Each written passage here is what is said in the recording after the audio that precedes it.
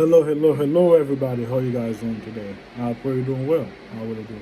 And welcome to the Bible, block by block. Today is the 280.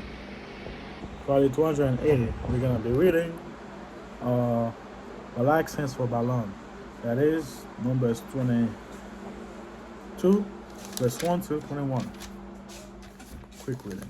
We'll go out with that. And yes, it's going from this person in this book. Balack, prophet for hire.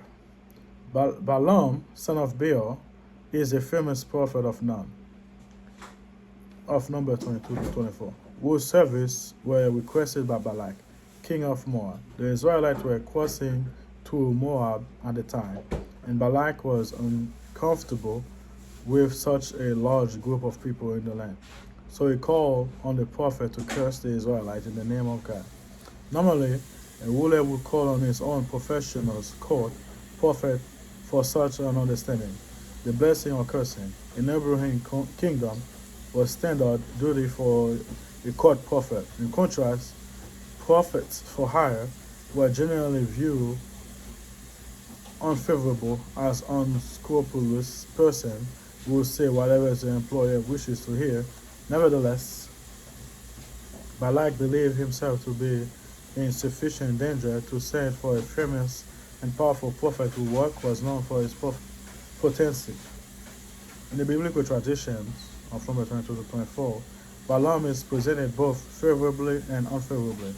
Balaam intended to keep his contrast with Balak, attempted to curse the Israelites, but God kept him from doing so, insisting that Balaam bless them instead. In this way, Balaam was a true prophet even in spite of himself, and so perhaps was worthy of his name. In a separate tradition, Balaam is held responsible for the Israelite apostasy as Peor, and reported to have been killed by Israel. In an 8th century BC, inscriptions for Jordan confirmed that Balaam was a renowned prophet at the time of Judah and Israel monarchy. The text found at Tel Dir Allah display a heavily pantheon and tell how the prophet Balaam was called by the gods in the night through a vision or dream to witness the divine will.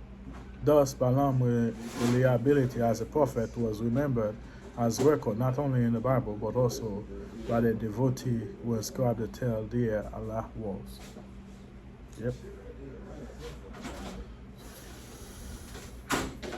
That's something I want to add, but I will add it. Let's read. Balak sent for Balaam. Then the children of Israel moved and camped in the plain of Moab, on the side of Jordan across from Jericho. Now Balak, the son of Ziphor, saw all that Israel had done to the Amorite, and Moab was exceedingly afraid of the people because there were many. And Moab was sick with dread because of the children of Israel. So Moab said to the elders of Midian, now this company will lick up everything around us as an ox licks up the grass of the field. And Balak, the son of Ziphor, was the king of Moab at the time. Then he sent messengers to Balaam, the son of Beor, Pethor, which is near the river, in the land of the sons of his people, to call him, saying, look at the people has come from Egypt. See, they cover the face of the earth, and are certainly next to me. Therefore, please come at once, curse these people for me, for they are too mighty for me.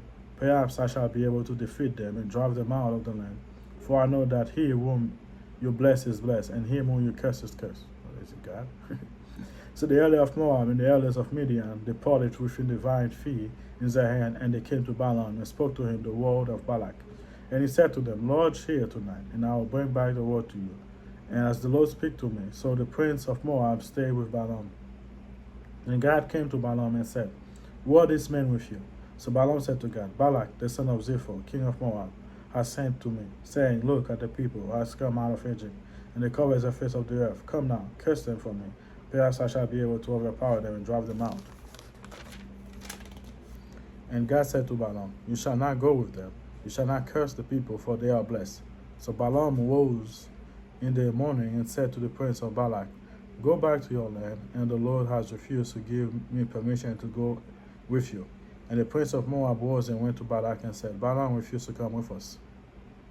Then Balak again sent princes and more numerous and more honorable than they, and they came to Balaam and said to him, Thus says Balak the son of Ziphor, Please let nothing hinder you from coming to me, for I will certainly honor you greatly, and I will do whatever you say to me. Therefore, please come and curse these people for me. Then Balak answered and said to the servant of Balak, Though Balack were to give me a house is full of the silver or gold, I could not go beyond the word of the Lord my God to do less or more. Now therefore, please, you also say tonight, and that I may know that the more the Lord will say to me. And God came to Balaam at night and said to him, If men come to call you, rise and go with them, but only the word which I speak to you, that you shall do. So Balaam rose in the morning, saddled his donkey, and went with the prince of Moab, and said, If more men come to him. I didn't say go with him right now. He said, if more men come to you. But he just decided, said, oh, God gave me to say so. So he go. No, that sounds like I said. Anyway, thank you guys for being here. Pray for me, I'll pray for you. And I will see you guys